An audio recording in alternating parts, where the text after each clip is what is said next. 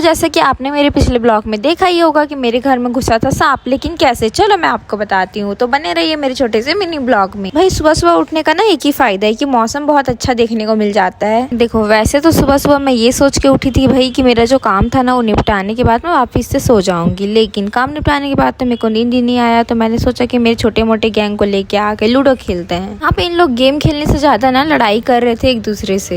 ये सेकंड आएगा, ये हारेगा।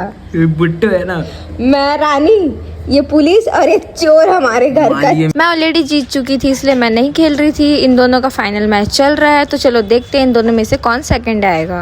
बोल इतना है, सेकंड आएगा और ये चोर हारेगा ही हारेगा। शकल में लिखा है चोर। उठा रे भाई, सबको देखने दे। अगर तुझ में दम है तो उसे पाकर दिखा, लिख दे खून से अपनी कामयाबी की कहानी।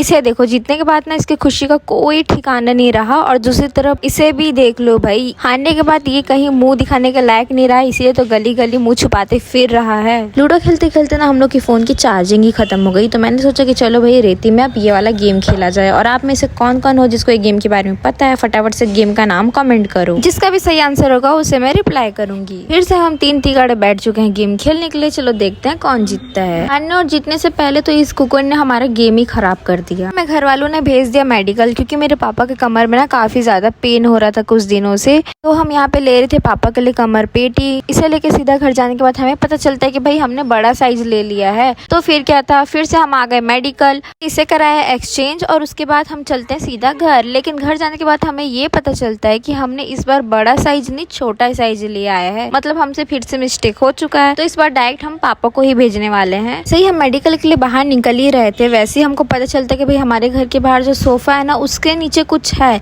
लेकिन क्या है उसका तो अंदाजा किसी को नहीं था। तभी मेरे भाई ने कहा कि भाई उसके नीचे ना एक सांप है, लेकिन बड़ा है छोटा है उसके बारे में तो हमें पता ही नहीं था। इसीलिए हमको पास जाने में ना काफी ज्यादा डर लग रहा था, लेकिन जैसे तैसे मेरी मम्मी ने हिम्मत किया और पास गई। तो हमें पता चलता है कि भाई ये कोई ज्यादा बड़ा सांप नहीं है, छोटा सा ही है। तो क्या था, पापा ने इसे पकड़ा और मम्मी चली गई इसे फेंकने के लिए। तो चलो मैं आपको ये दिखाती हूँ कि भाई सांप के जाने के बाद मेरे घर वालों का रिएक्शन क्या था। भाई हम लोग ना पागलों के जैसे हंस रहे थे। हम लोग कहीं बड़ा वाला सोच रहे थे गाइस, लेकिन था एक छोटा सा।